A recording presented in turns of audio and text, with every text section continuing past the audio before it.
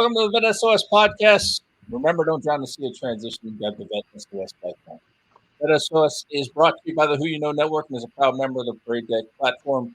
You can also now be heard on Reach Across America Radio Thursdays at 4 p.m. Eastern. You can find the Reach Across America Radio on the iHeart Radio, Odyssey, and TuneIn app. Find the channel by searching the word Reach. Today, we have Reggie Mills from the Commit Foundation with us. I have been looking forward to this. This is one of my top 5 programs. I absolutely love the Commit Foundation and what they're doing. I cannot wait to be in this conversation with Reggie and make sure everybody learns more about what Commit's doing to help our community. Heath, still riding shotgun, brother. How you doing today? Living the dream as always, Sean. It's awesome to be here. What is this now? Three episodes into the new season and my new role. So no, super excited to be here, and yeah, really excited for this episode. Outstanding. So let's jump right into it. We got Reggie, who's originally from Central New York. He enlisted in the Navy during his senior year of high school. 23 years later, he retired as a Master Chief Petty Officer in the field of electronic warfare and cryptology, which, moving to work for the Commit Foundation seems like a natural transition there. We're going to have to talk a little bit about that. Since his retirement in 2016, Reggie facilitated the Department of Labor's Transition Assistance Program curriculum until late 2019 when he joined the Commit Foundation. He is now a Senior Director of Veteran Services with Commit, focused on coaching, mentoring, and guiding service members, veterans, and their families on the journey to a purpose-filled life. He lives in the sunny Pacific Northwest. Reggie, sounds like an oxymoron. Yeah. Hopeful. This wishful thinking. There you go. Reggie, it is great to have you here. How are you doing today? Oh, I'm doing great, Sean. Keith, thanks for having me. I've since we talked a couple months ago about this has been just on my radar, something I've been super excited about. So I appreciate the opportunity. Yeah, this is great. It's one of those ones I circled on my calendar. The programs, there's a handful of them that I recommend to everybody, and I've been fortunate enough now to talk to just about every one of them on the podcast, which I absolutely love to do. So let's start with the transition process. How did your transition go? Oh man, my transition was a dumpster fire, to say it nicely. I did pretty well in my naval career. I made E9 before 20. And there was this expectation that for the rest of my career, I was just going to kind of sit at a desk. Like there wasn't much upward movement. And so I realized probably 2013, 2014, I was stationed in Hawaii working for a 4-star. Should have been a very pinnacle position in my career because I had a parking spot, I had an office, I had a ton of autonomy, right? And coming up the ranks from an E2 to now an E9, man, I'm living the dream, but I had zero job satisfaction and I didn't know why. So I decided to retire in September of 16. And man, you want to talk about going through the gambit of emotions, shame at my decision to leave, depression in like, what am I doing?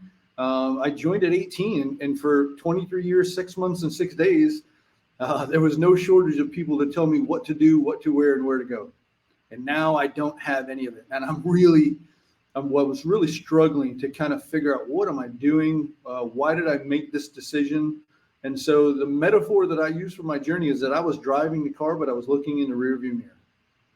I'm leaving the Navy, but I'm not focused on what's in front of me. I'm just focused on, I don't want a cubicle, I don't want a swipe badge, and I don't want a windowless building.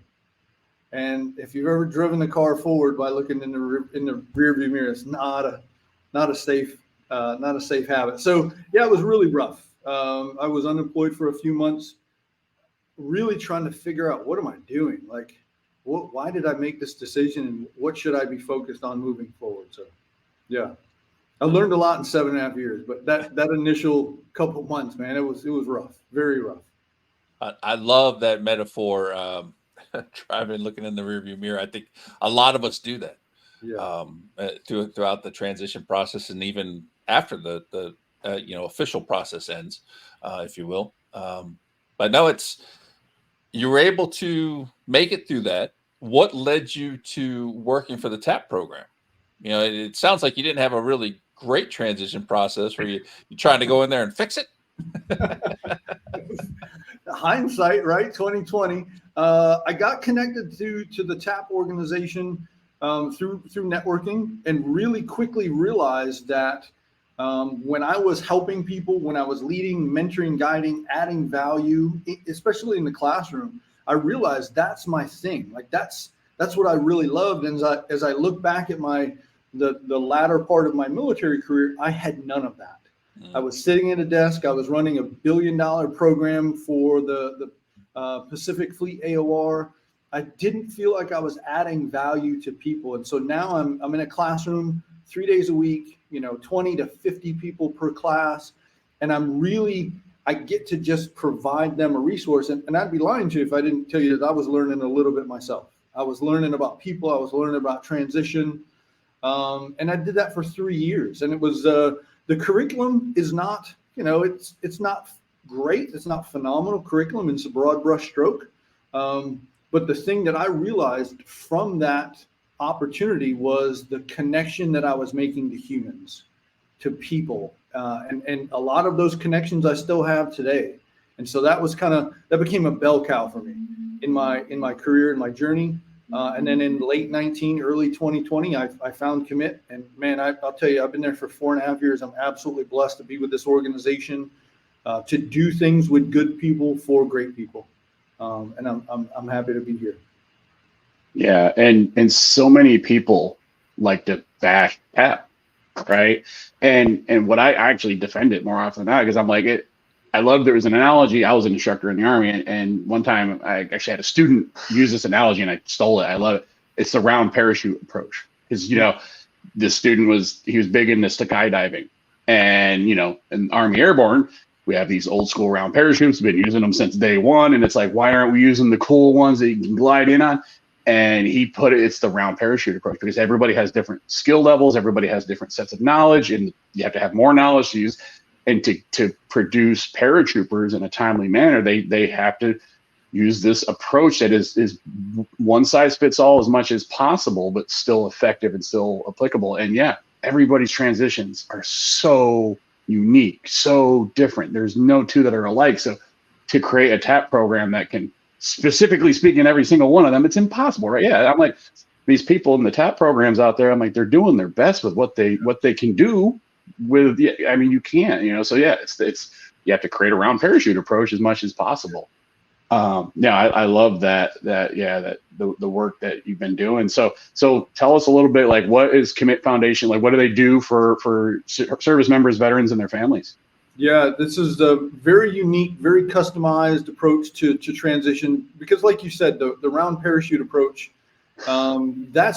that's kind of the foundation for everybody's transition in the last X amount of years, right? It's people that left the military 20 years ago didn't get TAP class, and so they have that foundation, and then we just build upon that. We're one of many, many really great organizations that offer more to the people that want more.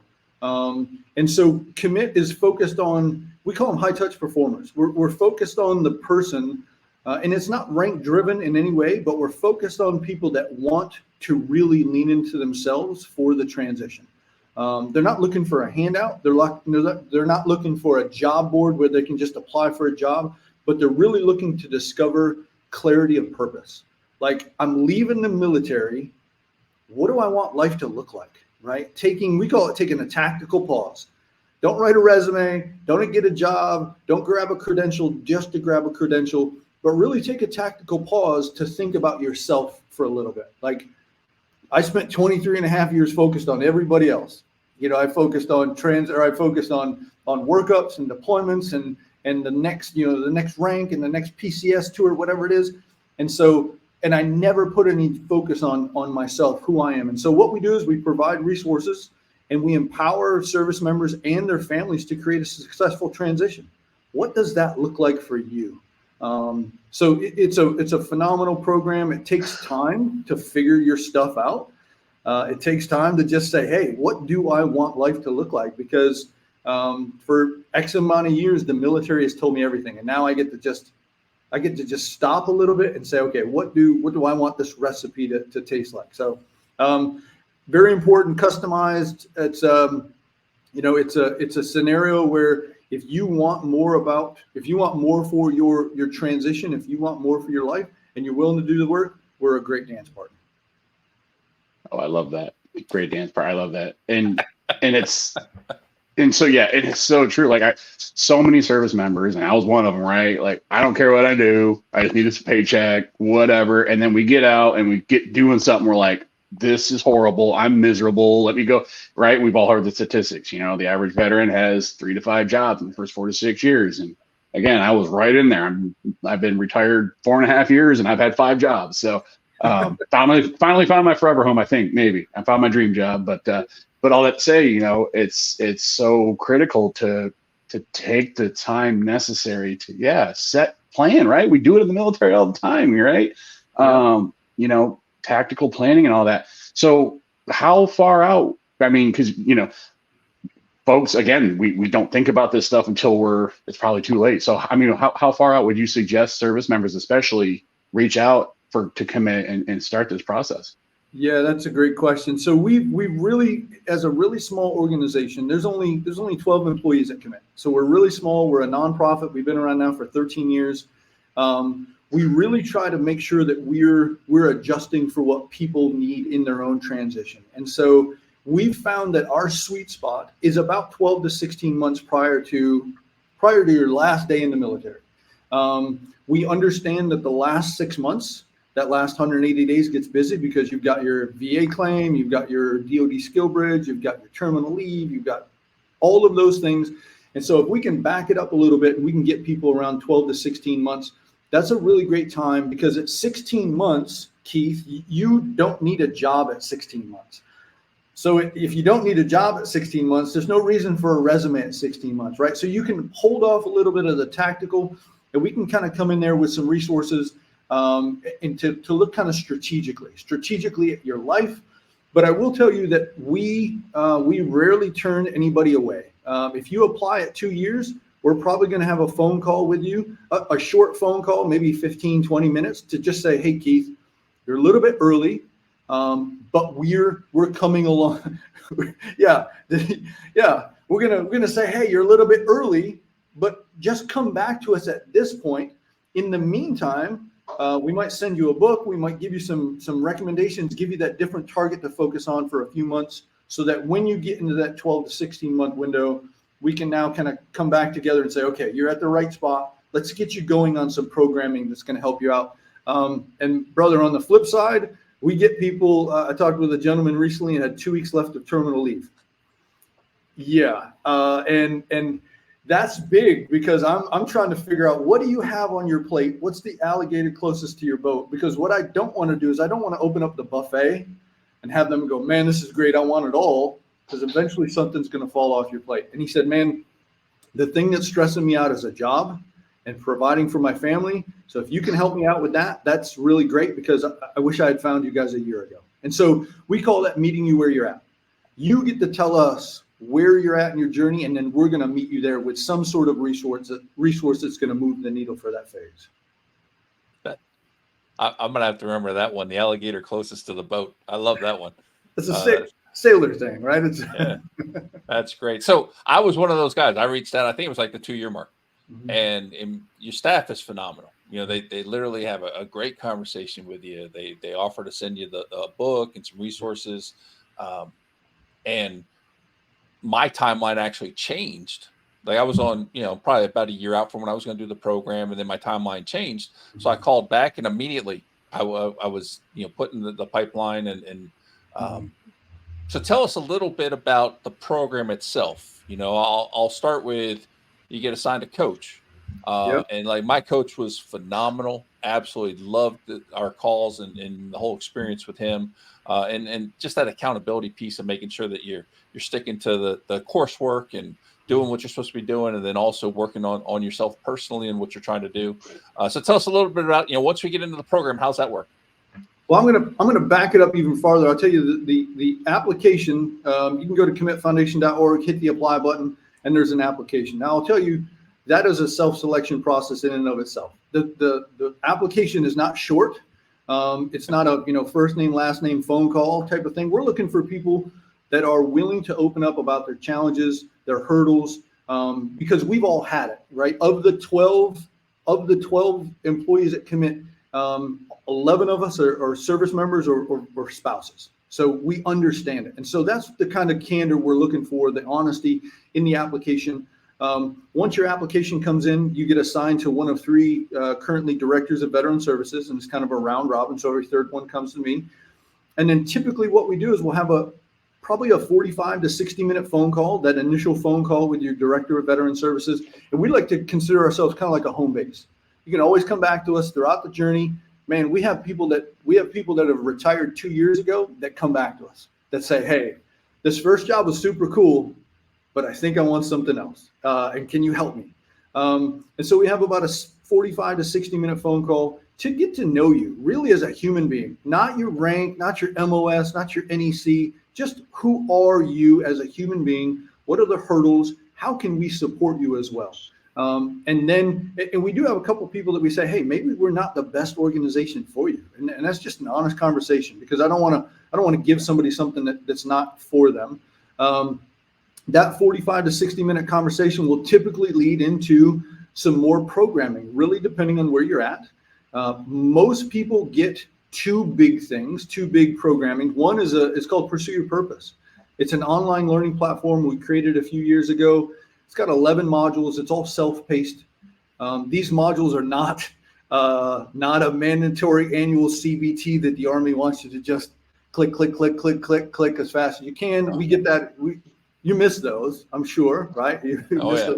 No, you got to put some thought into these. This makes you work. Yeah, absolutely. They're very introspective. There's a module in there that talks about your legacy, and it asks you to write down, what do you want your legacy to be like when you're 95 years old? What do you want people to say about you on your 95th birthday? Now, I'm going to guess that there's not a lot of people in the world, nor in the military, that spend a lot of time while they're in uniform thinking about their 95th birthday. So we're asking people to lean in. And so those modules are very introspective. Nobody grades them. They're not for anybody else's use, but they're really an outlet for you, the service member or the family member, to just learn about themselves, right? We're going to call that clarity of purpose. Who am I? What's important? What's not important? And then the second really big resource is coaching, like you said. So we connect you with a coach. These are a certified coach. Vast majority of them are veterans. Then we have a couple of civilian coaches that are absolutely wonderful. They've been in the veteran space for decades. So tons of experience in this space. We connect you with that coach for multiple sessions. And then really that's where the magic starts to happen. You are now focused just on you, right? You mentioned the book. We send out a really great book. It's called Designing Your Life, written by 2 professors at the Stanford School of Design. It's all about design thinking. And that's really what we're asking you to do, is just take a little bit of time, read the book, work on the modules, work with the coach, not to find a job. Nothing that we do is called how to find a job, right? If you think about designing your life, pursue your purpose, transition coaching, it's focused on you, the service member. What do you want life to look like? And then you and I, right, if I'm your director of veteran services, we're going to come back together a couple months later just to see how things are going. What do you got going on? What pivots have you made? What adjustments? And then also, how do you need me to show up? Because again, we're going to meet you where you're at. If you're at a different phase of your journey, I'm going to show up differently for you based on what you need. I'm not going to give you the same stuff I gave you 4 months ago. And then that process just continues. We do have some in-person programming, some workshops that we do 8 to 10 times a year in various cities throughout the United States. But we do have a huge ecosystem as well that we can tap into to make introductions, right? If Keith wants to go open up a food truck, we can say, hey, we've got some people that know about food trucks. Let's connect you with them just so you can talk to somebody that's doing the thing and you can have a conversation with them. Yeah, I don't want to open a food truck, but we've talked about my wife doing it. She makes these amazing breakfast burritos. Oh. Like, man, I married a Latina and it was spot on. But anyway, I wish I'd known about you guys when I was transitioning out, because I was the veteran that put all my eggs in one basket, because I knew what I wanted to be when I grew up. All right, too easy. I was going to go law enforcement. Why wouldn't my local police department want to hire me on? 22 years and some change of training and service bringing to them, and they did want me, right? And then disclosed. I was going through the VA process, so in the process we found some stuff. I disclosed some stuff. I won't say I shouldn't have disclosed it, but they were like, "Hey, thank you for your service, but we're no longer interested." And I was left trying to figure out what I wanted to be when I grew up all over again. So what I guess I'm going somewhere with this, I promise. So, the folks like the first version of me, the folks that think they know what they want to be when they grow up, should they still reach out to you? Because I know my basket shattered. Like, is there still value in reaching out to commit and leveraging your services, even though they think they know what they want to be when they grow up? 100%. Yeah, and that's the great part about the application. Like, we get to look at everybody's application and we get to make a determination based on what they've shared. And I have talked with people. I talked with an Air Force. I think she was an Air Force captain. But she got in 2012, and she did a couple years, and then she went from having an identity in the Air Force to having an identity as a mom and a spouse. And she came to us and said, "Hey, I still don't know who I am. I still don't know who the best version of myself is." We have people that go into defense right away. They retire on a Friday and they show up as a contractor on Monday. They don't even bring their coffee cup home, right? You know them. We've all worked with those folks. But their identity is still the same as it was before. They're just wearing a lanyard. They grow their beard out, but they're still sitting in that same cubicle farm. And they come back to us and say, "Hey, I need help because I never did this the first time." So 100%. And we also, we work with people multiple times. We work with people, let's say in 2020, they got out in 2020, they had a good job. They maybe had a couple jobs, and they say, "All right, I need to just stop grabbing jobs, hoping that it's going to fit. I need to go back and relook." Now, one of the cool parts about Pursue Your Purpose is that stuff doesn't disappear. Right. So Sean's Pursue Your Purpose stuff that he went through a couple of years ago, he can access it today and start to think about, okay, what's this next iteration of who I am? Because that's what life is all about. It's just an iterative process of figuring out, hey, this has been cool, but what's the next thing, and how am I changing and shifting who I am? That's fantastic. And now I'm thinking I need to come back to commit. I think I need to revisit. So I recently received an email, an invitation, if you will, to the community. Yeah. So what's going on with this? Man, that is something we're super excited about. One of my colleagues, Michelle Olive, she is the Senior Director of Alumni Engagement. She's one of the OGs here at Commit. She's one of the longest running employees. She's fantastic. Her job is to make sure guys like you, Sean, stay connected, right? Our desire is for you to have a really great transition, utilizing Commit as just one of the many resources that you use. But we don't want you to just leave and go somewhere and figure it out by yourself. We want you to stay connected because there's another Sean Welch coming up the trail in a couple of years that's completely clueless, doesn't know what they're doing. And so what we want to do is we want to maintain that community, right? And if you think about the word community, the word commit is in the word community. We didn't make that up. It's already there. So what we're trying to do is make sure people stay within the ecosystem. We want to make introductions to people from the past to the people in the present to say, hey, we've got people that can help you. We don't necessarily call that mentorship. We just call it making an introduction, right? Keith's wife wants to open up a food truck. Hey, that's great. Let's make an introduction with the ecosystem. And we have 6,000 alumni over the last 13 years. And that's pretty good for an organization that now has 12. And I don't think we've had more than 13. So we're working. And so community is a place that's on the Circle app, and you can download that app and you can log into community and you can stay connected to, alumni in your area. We post tickets, right? We have, let's say, Washington Nationals tickets, and we'll say, hey, we've got these tickets. We're going to post it. Here's where you can grab them. And it's just a way for people to share, a little bit different from LinkedIn, right? LinkedIn's very professional. Facebook, Meta, whatever it is, maybe a little bit too many food pictures, right? That sort of thing. So we're trying to find that sweet spot in the middle of camaraderie, team, the tribe, right? That's big, right? I don't want to lose my tribe. I don't want to lose my camaraderie. And so that's what the Commit Community app is really meant to do, is to give you a place to just continue to connect. We're doing coffee meetings in local areas around the United States. We're doing meetups. It's a central spot where we can just share information and get information. That is awesome. I'm telling you, for anybody listening, I did over 20 almost 30 programs through my transition. I was lucky enough to have the time, and Commit is still one of the top 5 that I will recommend to every single person. Completely believe in what you guys are doing. I didn't realize you're only a team of 12. That's phenomenal. That you have that kind of reach and that kind of impact. Just absolutely phenomenal, and so happy to be one of the alumni of the program. And I am going to, though. I think I'm going to revisit. I think I'm going to come back and do another tour, Yeah. refresh things, and that's awesome. Yeah.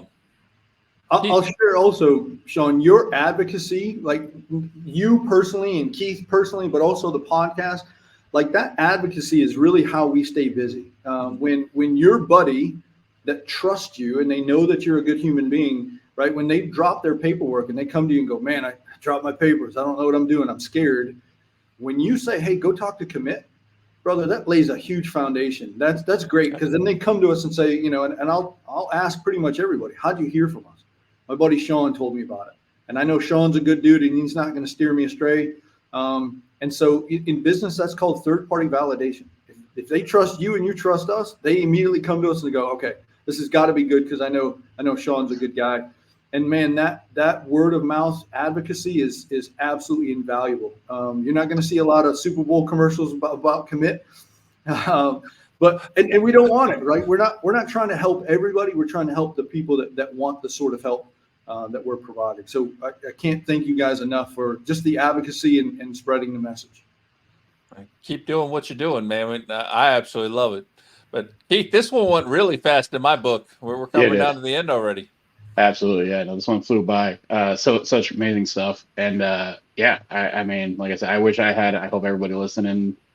Yeah. Even if you don't need it, you probably know somebody who does. I encourage all of our listeners, please, get the word out, help us spread the word about this amazing organization and program. So with that said, Reggie, we talked about the kind of the online application process, but one more time, how can people find the Commit application, but also even get in touch with you if they have any questions or anything? Absolutely. You can find me on LinkedIn. I'm always available for questions. I do have a lot of phone calls throughout the week with people that just don't know about Commit, and they just want a couple minutes to kind of figure out if it's for them. But if you're interested, go to our website, commitfoundation.org. There's a ton of tabs at the top. There's an apply tab, which will take you to the application. We also have a really phenomenal spouse program that we started in January of 2022. It's cohort based. The service members is one-on-one based, but the spouse program is cohort based. We're doing a lot of great stuff, and we're really trying to make sure that as the transitioning community shifts, we're shifting along with them as well. Hit the apply button, and at the least, if you apply and you finish the application, if you don't think that the Commit Foundation is for you after that first 45, 60-minute phone call, you can say no, right? It's a voluntary process. We don't want to force anybody to do anything. And so hitting that application, filling it out, you may find that this is exactly what most people are looking for. They want to be empowered. They want to work on themselves. They want to really take control of their own journey and not have the military tell them what to do, right? Go here, get your PMP, take this job, use your clearance. And so if you're one of those people that is really looking to expand the what's possible and the what else, this is exactly for you. Yeah. Yeah. And one of my mentorship catchphrases, I guess you could say, is, find a mentor, find 10, and build yourself a board of advisors. And there's so many awesome things about what you guys do. Because I also know thing I do the same thing with my mentorship of this is a chance to reinvent yourself. Why not figure out what you want to actually do, what you enjoy doing, right? And find employment, something that's rewarding, that fills those passions. So the fact that you guys personalize this stuff is amazing. And all the listeners, I highly encourage everybody to check it out. So Reggie, it's been absolutely amazing. This was a really great episode. I thoroughly enjoyed it. And as always, on behalf of the FET S.O.S family, we'd like to thank you and everybody else that's been joining us today. Please make sure that you follow and subscribe to us on YouTube and your favorite podcast platforms. And remember, don't drown in the sea of transition. Grab the VET S.O.S Lifeline.